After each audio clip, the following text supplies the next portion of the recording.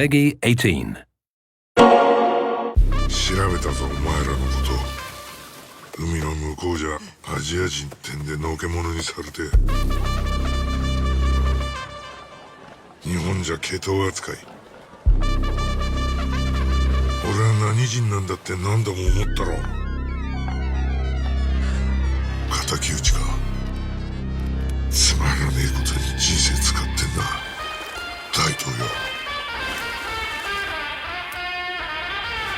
この件にけじめをつけねえと俺の人生始まらねえんだ。